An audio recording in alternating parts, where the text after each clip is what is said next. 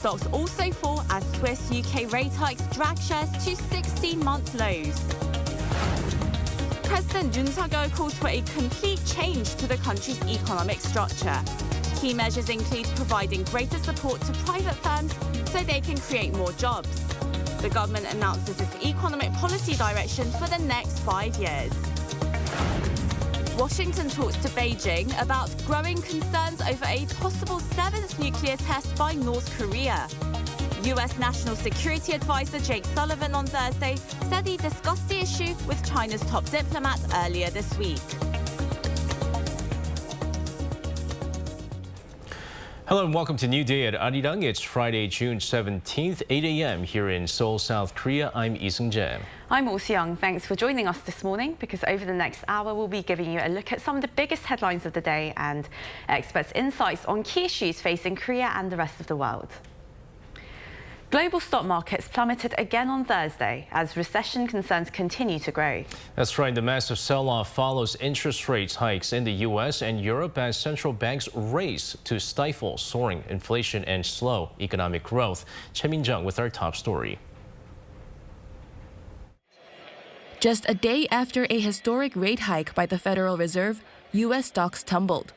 On Thursday, the Dow Jones Industrial Average fell below the 30,000 level for the first time in 17 months. The S&P 500 dropped 3.2%, and the Nasdaq edged down by 4.1%.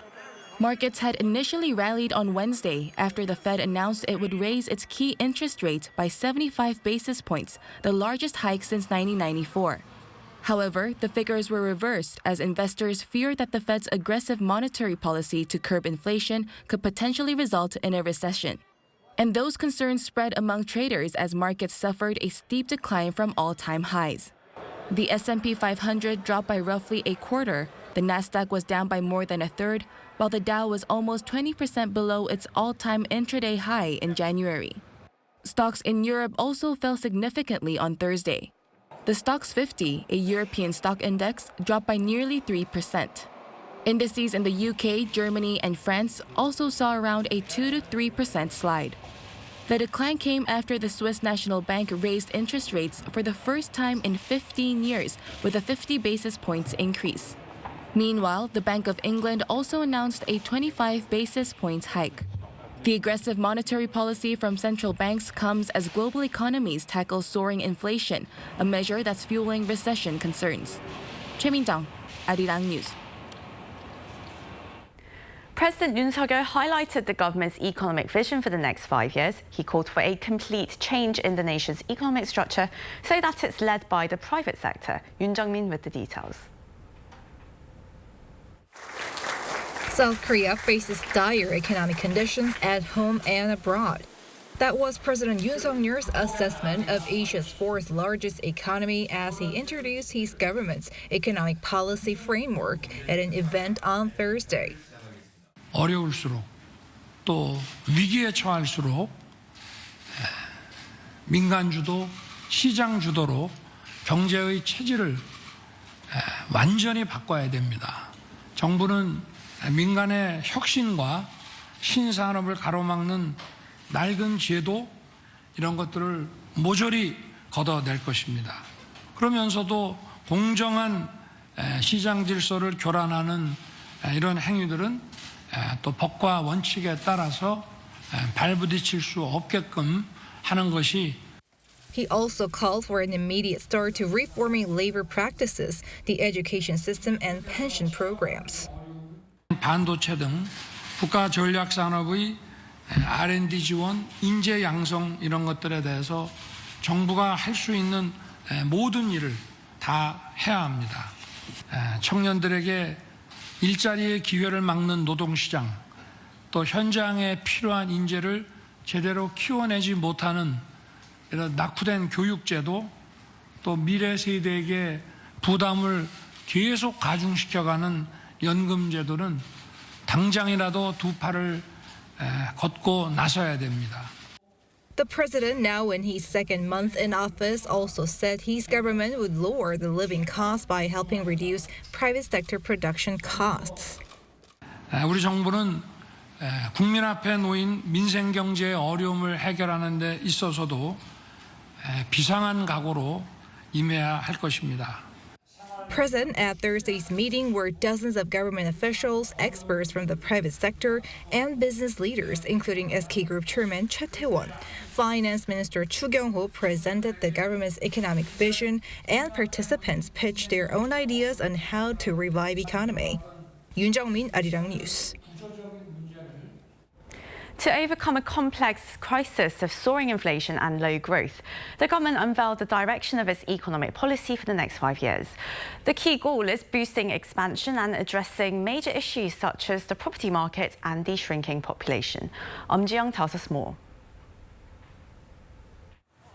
South Korea has raised its inflation outlook for this year to a 14-year high of 4.7%. It's a drastic increase from the 2.2% estimate made in December.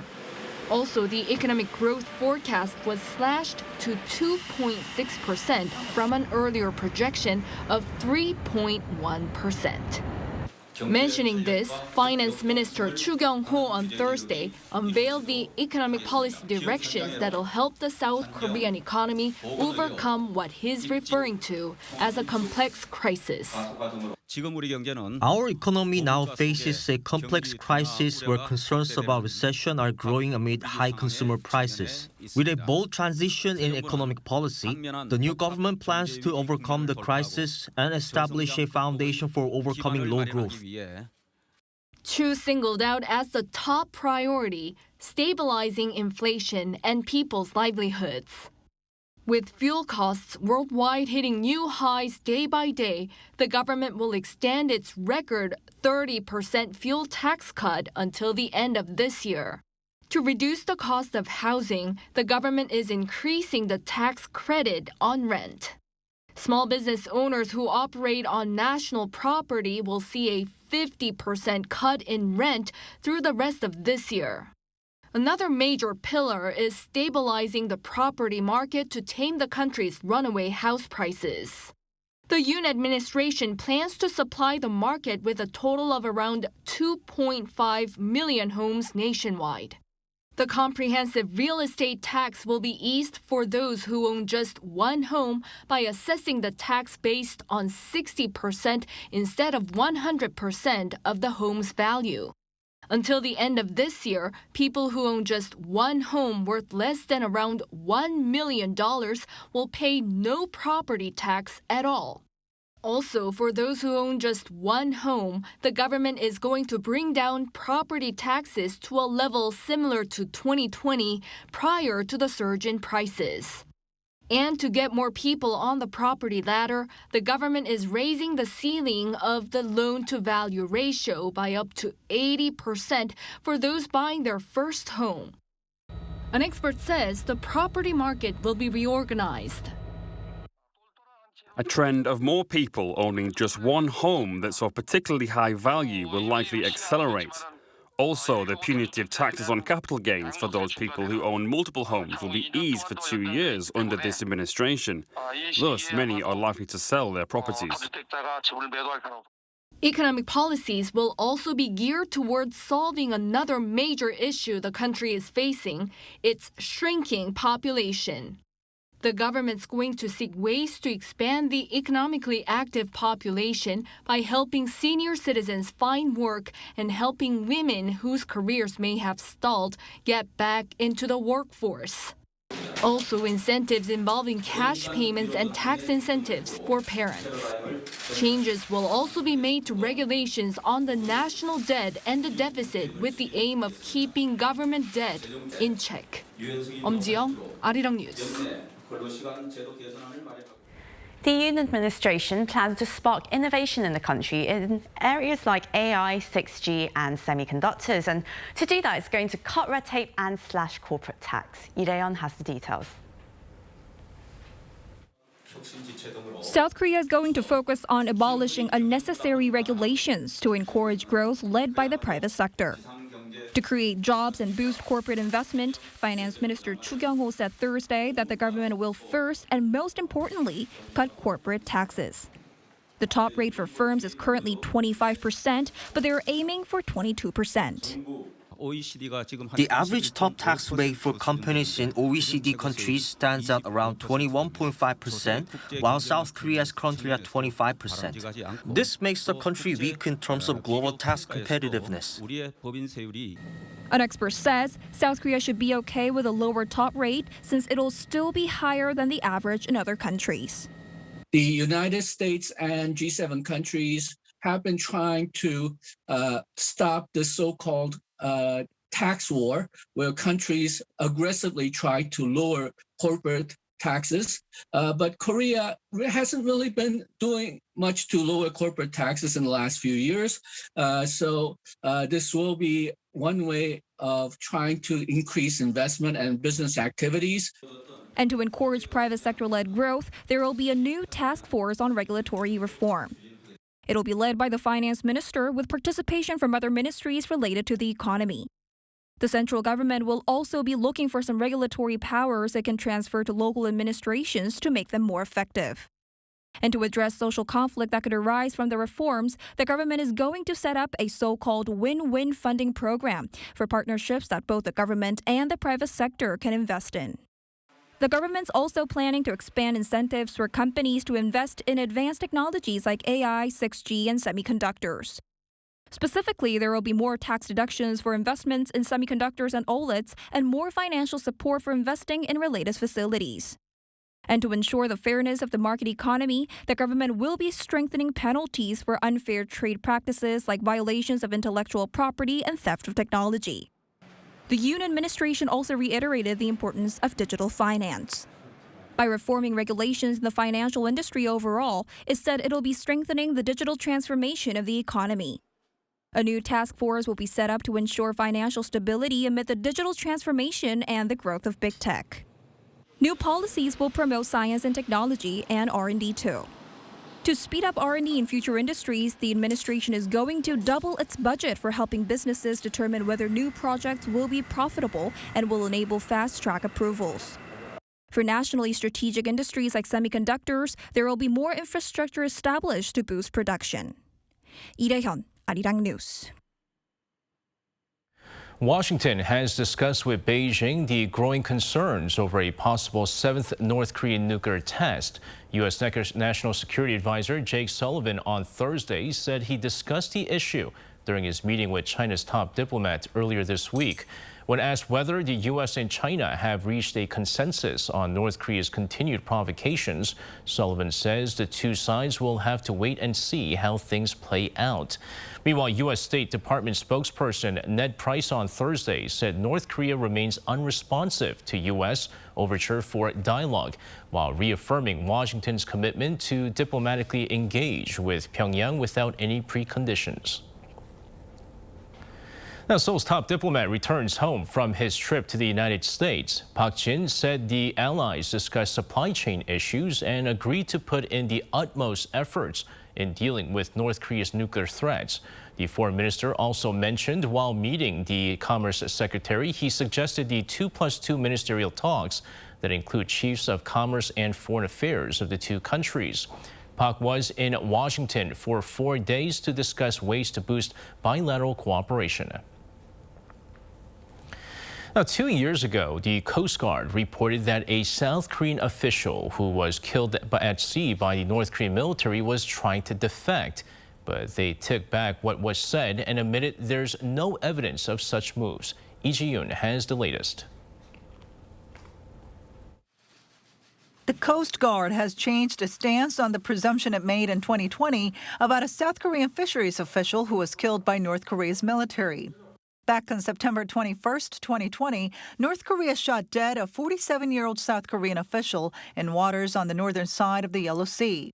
The South Korean Coast Guard at that time said that the official appeared to have been defecting to the north, which his family flatly denied, and asked the government to disclose any information.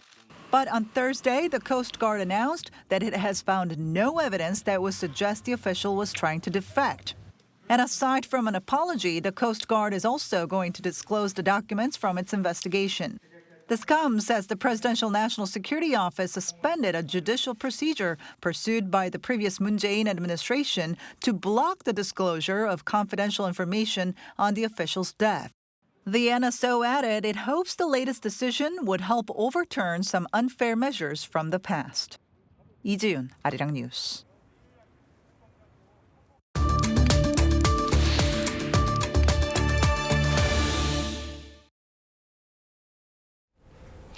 It's time for On Point, where we speak to experts to delve deeper into some of the key issues in the spotlight right now. Today, June 17th, marks World Day to combat desertification and drought. Its purpose is to raise awareness of the effects of such changes have on the planet while highlighting methods of prevention. And with many parts of the world faced with desertification and drought, what are some things that we can do to improve the situation? Well, to find out, we have joining us Professor King Sejong, Professor at the School of International Studies at Korea University. Lovely to see you again, Professor. Good morning to you. Good morning. And well, we know the impact a prolonged drought can bring to a country, but what kind of impact can desertification have? Well, there are several serious impacts that can be made depending on where you are located. Usually, that we cannot live in the desert. So drought and desertification means that there will be expanded the size of the desert. So basically, human beings are losing a lot of places to live. And more importantly, in the context of Republic of Korea, we used to suffer from serious problem caused by desertification. That's the yellow dust problem. It's just happened in China and Mongolia, but because of the wind blow from the west into the east, and then this significant natural disaster has impacted on the Korea as well. So there are significant of the problems that we can suffer from. So, I mean, what are some of the biggest reasons then for the increased instances of desertifications that's happening right now around the world? Well, there could be several, but the major reason can be counted because of the climate change. Because the increased temperature on the Earth can affect on every part of the Earth, especially those which are vulnerable to the drought. And then there are places where we still have desert. Actually, these areas are a lot of affected by the climate change issues. Unless we address the climate change issues, actually desertification cannot be addressed adequately. Then would you say that it's really a lack of regulations? I mean, why are some countries seeing more occurrences of desertification compared to other countries? Well, as I said, there are some countries are located in more vulnerable places. So that could be one of the reasons. And the other reasons that actually human beings can control over includes the sort of the malpractice in the agricultural sector. If you actually plant, in an unsustainable way in these vulnerable places, actually you can cause more deserts as could happen. And also, as you can see even on the screen, then there are livestock. If you have too many livestock in an uncontrolled way, they're gonna eat all those small plants, which will also increase the speed of the desertification. So there are several other practices that the human beings have made. Really surprising to know. I mean, for the first time that if animals take in too much of these plants, it also causes desertification as well. But I guess in a big picture, right, Professor, I mean, other than just making changes to our daily lives to limit the impact of climate change, which seems to be at the center of all the problems right now, what are some things that can be done to prevent or limit desertification? Well, first of all, as I said, that there are certain things that the human beings may not be able to control, but there are certainly series of activities that we can control.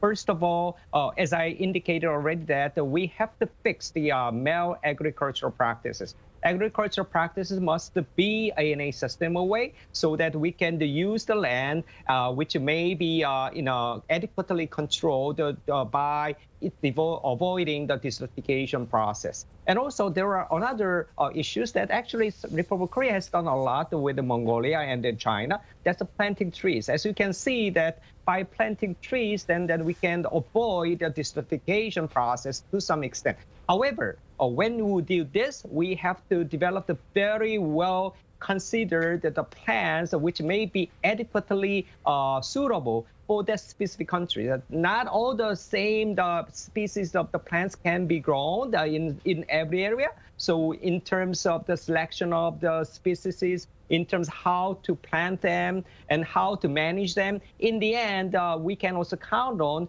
how much CO2s can be actually observed by planting trees. That's another way that we can do. And then in recent climate change meeting, actually countries start to discuss on how to reduce greenhouse gas emissions even by doing practice in addition to do what we used to do. I see. Well, there's definitely a lot more to think about and action to take there. And well, thank you so much for your insights today, Professor. We hope to speak to you again in the future. Thank you. And that wraps up the first half of New Day at Arirang. But coming up next in the second half, what went wrong with the second launch of South Korea's Nuri space rocket and how much of a delay are we looking at? Well, we'll find out during Global Insight, so stick around. We'll be back in just a moment.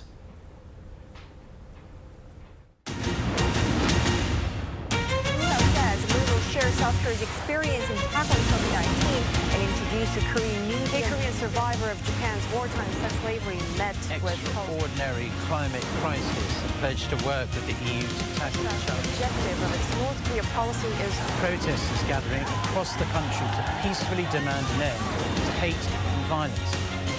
Arirang, what matters?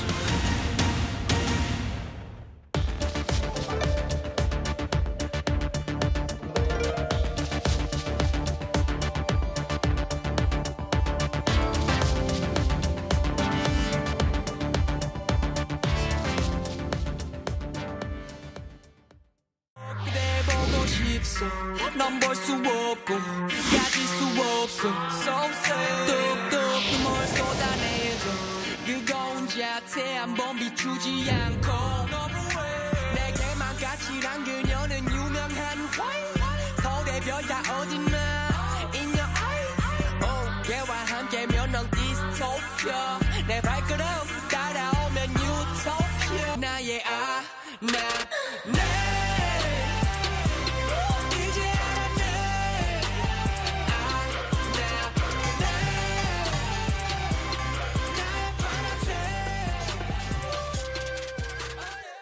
I feel so good right now. Maybe I had a drink or two, but this somehow feels like it's forever. All my friends are here having fun and feeling good right now. Maybe this is forever. All my friends are here having fun and feeling good right now. Forever.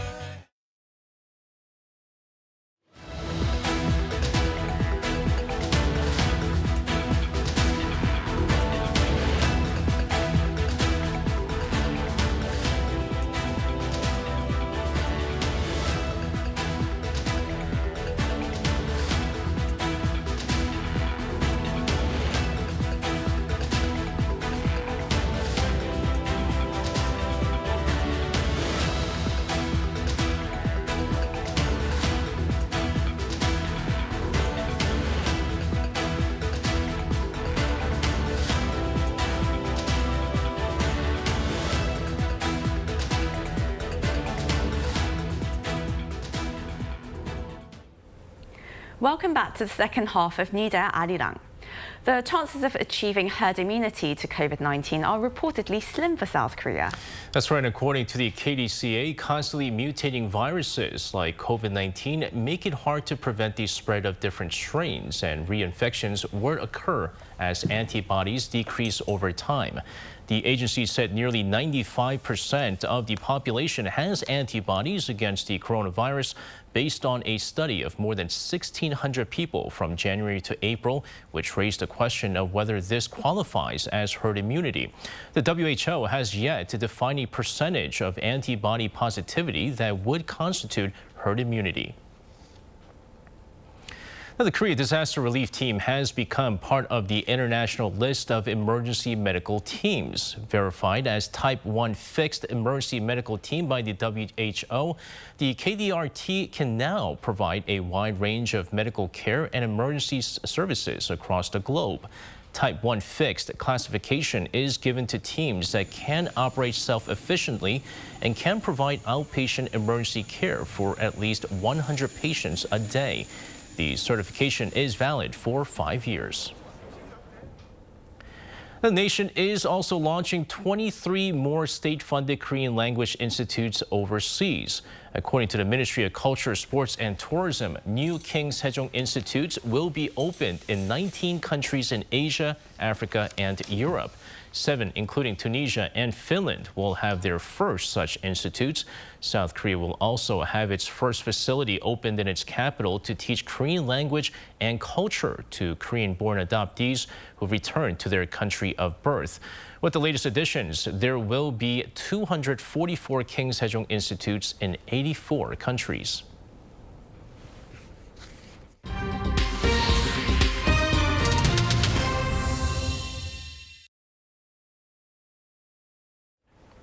It's now time for Global Insight, where we speak to experts from around the world on issues making headlines. Space scientists are still inspecting the South Korean rocket Nuri, which was supposed to lift off Thursday after a day's delay due to bad weather, but was indefinitely postponed due to a malfunctioning component. A sensor on the oxidizer tank appeared to fail during a final checkup before the launch. And while officials say that the launch window does remain open until next Thursday, if the problem is not identified and resolved, then Nuri could stay put at the Lado Space Center until late autumn after the rainy season subsides. Still, the Nuri has brought South Korea's space program on leaps and bounds over the years of its development, and we discuss its journey ahead with Kan Sung-ju, research officer of the Astronomy and Space team at Gwacheon National Science Museum. We also connect with Wendy N. Whitman-Cobb, professor of strategy and security studies at the School of Advanced Air and Space Studies. Very warm welcome to you both. And Director Kang, it's lovely to see you again. Why don't we start with you? The launch of the first homegrown space rocket for South Korea, Nuri, it was now delayed twice and now indefinitely, of course. First due to bad weather and now this technical glitch that scientists are still looking into. So what exactly happened there? Dr. Kang? Sorry, I think your audio is failing. Yeah. Okay, there we go. Right, it's All not right. just space rockets. You know, internet connections can also fail. But yes, please fill us in. Thank you. Sorry for that. The launch date was initially slated for June 15th. The day before launch, the launch vehicle must stand on the launch pad. However, due to the severe wind and rain at Gohung, where the launch station is located, the launch was postponed by 1 day to June 16th. It was dangerous to erect the launch vehicle from the transporter, as well as to personnel who must climb up high to connect the umbilical wires because of the strong wind. So the launch vehicle departed from the assembly facility at 7:20 a.m. the day before yesterday, which is June 15th, and the weather condition gotten better. And arrived at the launch pad and is erected safely, then all of umbilical wires were connected. The operation appeared to be running smoothly until the level sensor in the oxidizer tank of the first stage of the launch vehicle was discovered to be malfunctioning at 2:05 p.m. at the same day. The level sensor in the oxidizer tank has a little buoy that indicates how full the oxidizer is. When she stood up and when she was lying down to move, the level sensor in the oxidizer tank had to show a different level. That is typical. However, the level sensor of oxidizer tank in the first stage displays the same value, indicating that the level sensor of other components should have been examined. Right, so the levels basically remained static when it was supposed to be moving. And right. Dr. Kang, now, how are the engineers dealing with this situation right now? And also, what's your projection for this launch that hasn't happened yet? As I previously indicated that Korea noticed an issue in the level sensor the day before yesterday and relocated it from the launch pad to assemble facility. They spent the entire day yesterday looking for the source of the level sensor's signal irregularity. The results of the examination will be disclosed, I think, later today, and it appears that they might be able to find the three significant possibilities. First, they will examine the terminal box displays all sensor signal from the oxidizer and fuel tanks. The terminal box could have either hardware or software problem. They will also examine numerous harnesses, commonly referred to as electrical wires, that conveys the signal from the sensors. Also, they will look for the level sensor itself may be defective. Although in this case, it needed to disassemble first and second stage of the Nuri and reassemble in order to replace a level sensor. We won't be able to know exact launch date until we see Korea's formal statement, but it appears that getting the launch back on track within the launch window up to date by June 23rd may be difficult. Because Nuri is assembled as ready-to-go mode, which means that Nuri has all the dangerous substances such as gunpowder and explosive devices in it. That will be not an easy task. The launch date will be most likely be rescheduled and publicized at a later date due to a variety of variables such as the onset of the rainy season and typhoon. And now, Professor Whitman-Cobb, bringing you into the conversation, what's your take on these technical glitches with the oxidizer that postponed the launch of Nuri? I mean, is it something that happens very often, and is it easy to resolve? Technical glitches happen all the time, especially when you're testing new rockets and new space systems. It's become sort of a common saying in the space industry that space is hard. But it's absolutely true. This is a very difficult thing to do. I mean, you can look at the United States and NASA and the problems they're having with the Space Launch System right now. So this is a very experienced agency that is still experiencing a number of technical glitches. So I don't think it's uncommon or unheard of for these types of technical glitches to happen. Obviously, we saw a weather delay earlier this week, which is also a very common thing that we run into with space launches. So I think this is something to be expected, particularly when you have a new rocket, a new project like Nuri. So I think this is it's a normal thing. I know it seems like sort of a big deal because everybody wants to get it up and flying, but you want to make sure that you're doing the right thing and you're making sure that it works. So I think it's absolutely reasonable for Kerry to be taking their time to think through this very carefully and work through the problem. So I don't think it's anything to panic over. This happens all the time, absolutely normal. It's just you got to find the problem, accept it, and find a way to fix it as quickly as you can.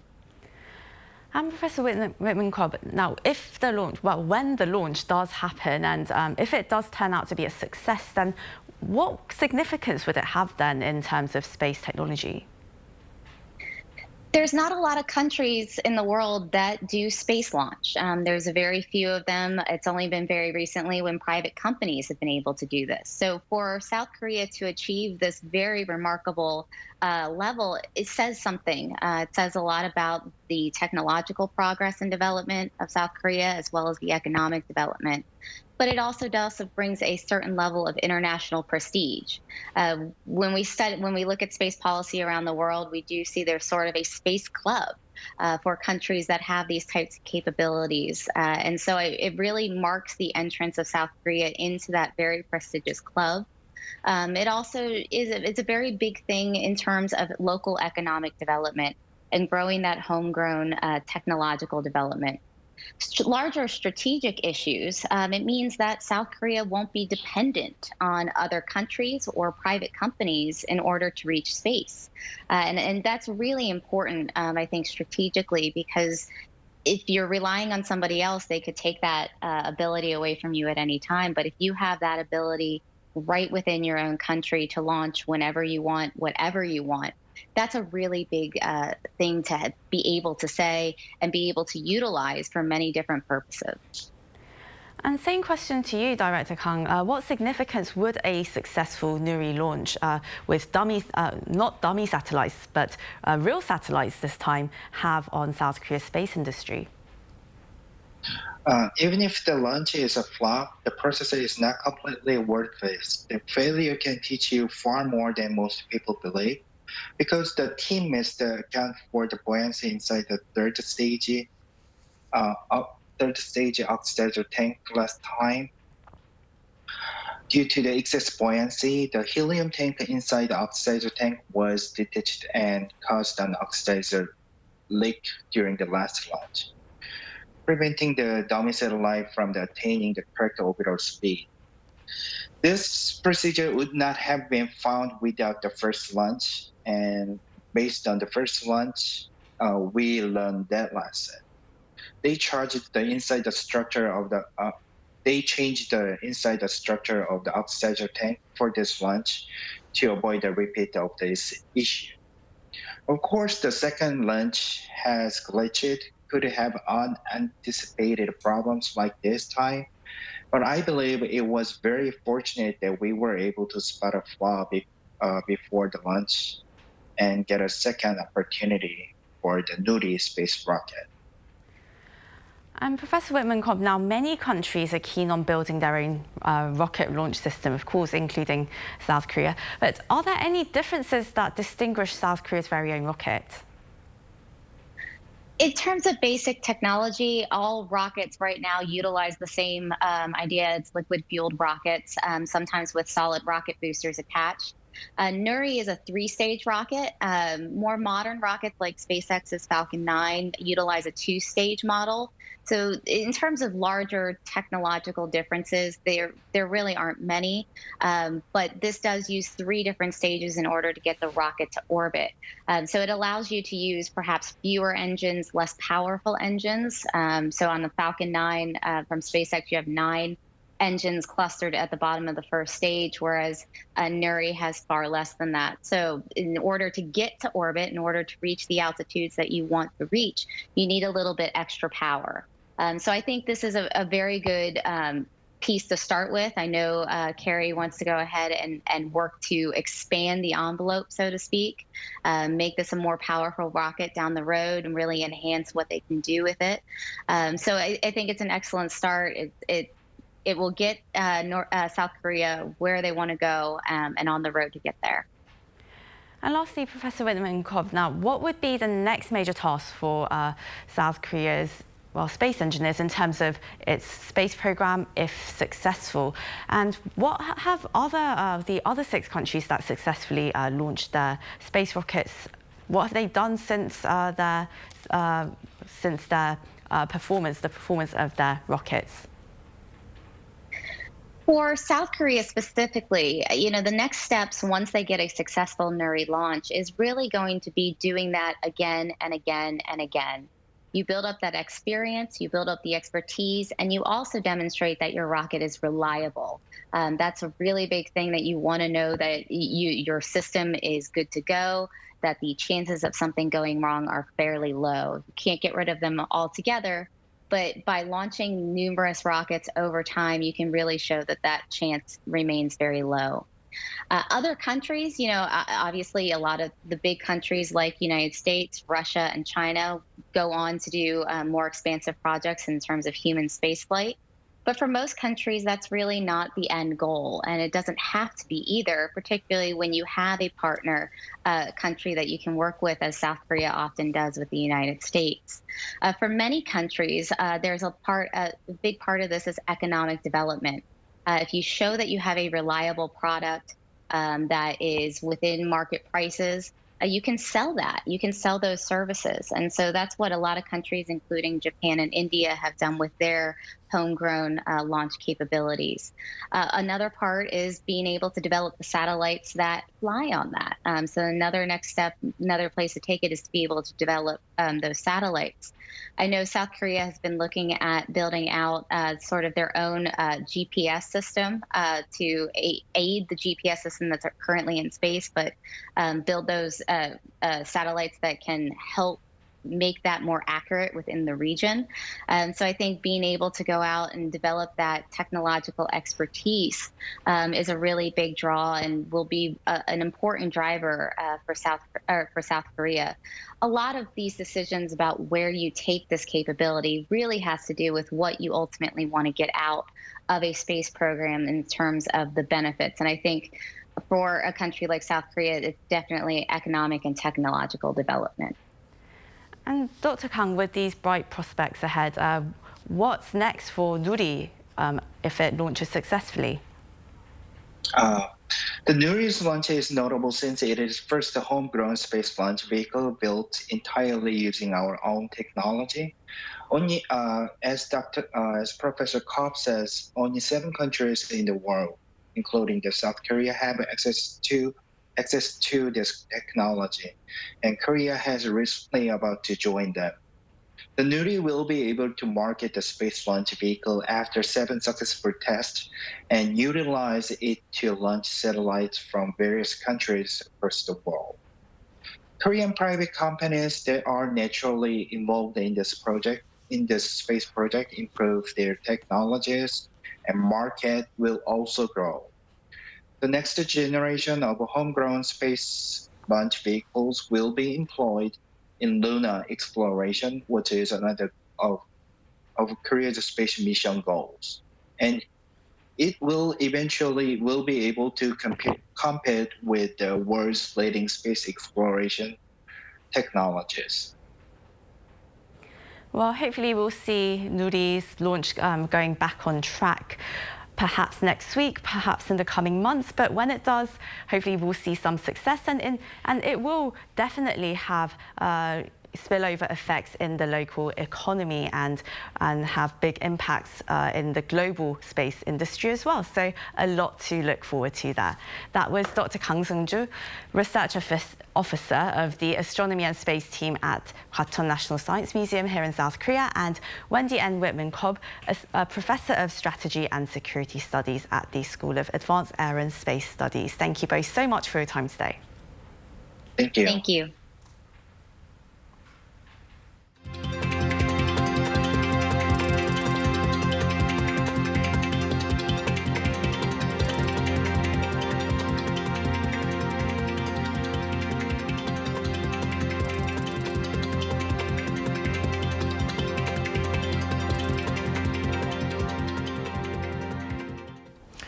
Well, the weekend is just around the corner, and if you're looking for some exciting performances to enjoy, how about a show led by 3 of the boldest and bluest guys on the planet that arrived here in South Korea? Well, Kim Bo-kyung provides a sneak peek.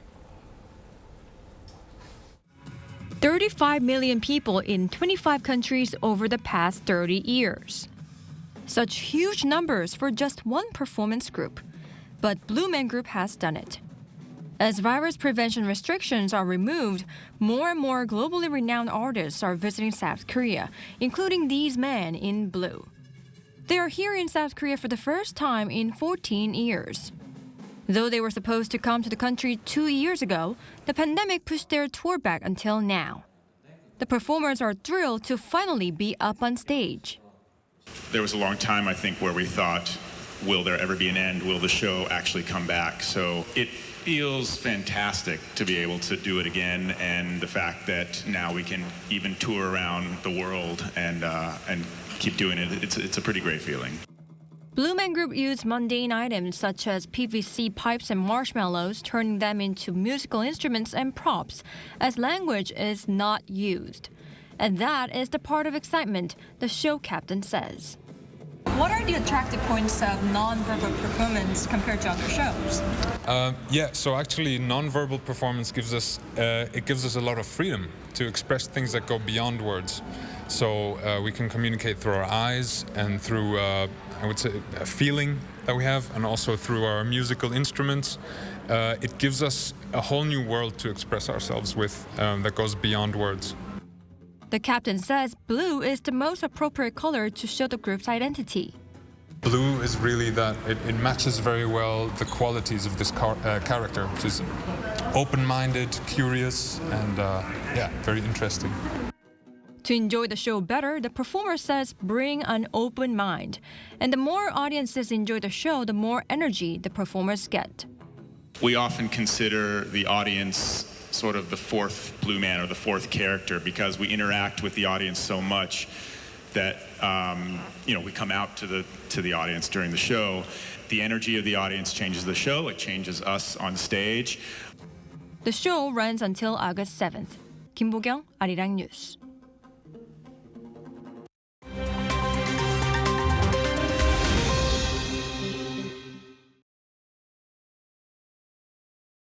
Let's take a look at what's going on in the world now. Leaders of Germany, France, Italy and Romania have visited Ukraine and met with President Volodymyr Zelensky in a show of support amid the ongoing Ukraine conflict. After talks with the Ukrainian president on Thursday, EU leaders expressed that the war-torn nation should be granted EU candidate status. Speaking during the trip, Germany's Chancellor Olaf Scholz said that, quote, Ukraine belongs to the European family. Although Zelensky has thanked the West for its assistance, Ukrainian officials have voiced criticism that its allies have been soft on Russia and delayed arms supply deliveries and tougher sanctions. 3 American volunteer fighters have been reported missing in Ukraine as fears mount that they may have been captured by Russian forces. U.S. officials on Thursday confirmed that they haven't yet asked Moscow about the missing fighters and that Moscow has not claimed to have captured them. Washington called on Russia to respect the rights of any American prisoners of war under the Geneva Convention, with access to medical care and a ban on torture. According to reports, 2 military veterans from Alabama were reportedly captured on June 9th by Russian forces in a battle in the northern town of Vitebsk. The State Department also confirmed a 3rd missing volunteer, but didn't provide details. Protests have erupted in India's northeastern Bihar state in response to a new military recruitment system. According to reports, protesters on Thursday set fire to train carriages and an office of India's ruling party. Called Agnipath, or the Path of Fire program, the system was announced on Tuesday and aims to hire soldiers for 4 years only, as the army tries to cut its pension expenditure and modernize its forces with younger personnel. The government plans to open 46,000 spots to those aged between 17.5 and 21 years old. But after the 4-year period, only a quarter of them will be able to stay in the army. Despite the ongoing Spanish heatwave, worshippers in Toledo braved the streets to watch the Corpus Christi procession. With temperatures reaching 39 degrees Celsius amid Spain's earliest heatwave in 40 years, spectators watched as an effigy representing Jesus was carried on worshippers' shoulders on Thursday. To combat the heat, the local town hall handed out fans and 10,000 bottles of water. The heatwave is set to continue until the end of the week, with temperatures climbing above 40 degrees Celsius in parts of Spain.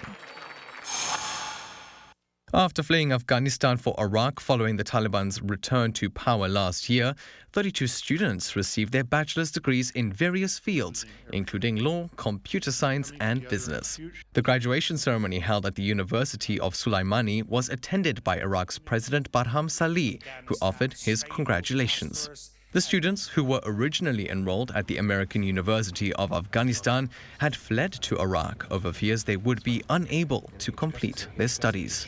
Figures released by the UNHCR indicate that Afghans make up one of the largest refugee populations in the world, with 2.2 million registered in Iraq and Pakistan alone.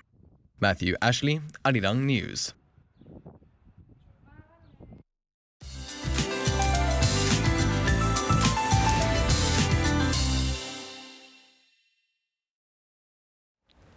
Good Good morning. Summer heat returns across Korea. Seoul will see highs jumping 4 degrees higher this afternoon, and Daegu will see highs soaring to 32 degrees Celsius this afternoon. But we still need an umbrella. On and off rain continues in many inland regions with 5 to 40 millimeters of rainfall expected, and that's including here in the capital. Morning temperatures are similar to slightly lower than the same time yesterday. A bit foggy in the capital and a sunny start in southern parts of the country. Now, highs will be 3 to 7 degrees higher today, so Seoul will be going up to 29 degrees. Gwangju topping out at 30 this afternoon. Normal to good air quality nationwide, but with high humidity, it could feel uncomfortable in the afternoon. Besides, we do need to keep an umbrella handy through the weekend while the heat stays.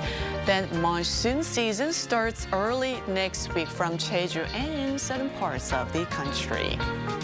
With that, here's a look at the weather conditions around the globe.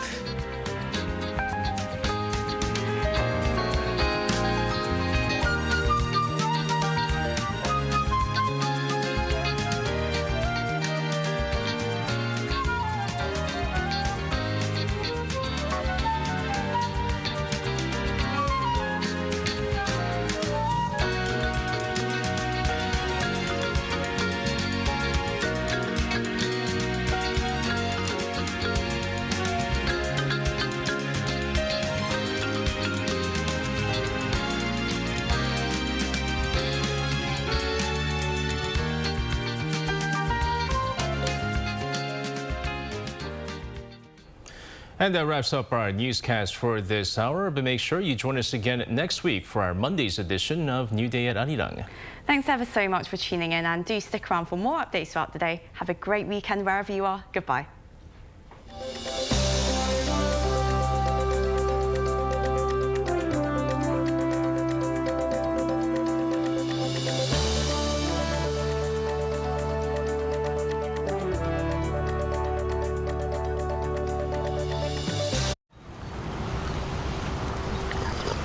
Thank you.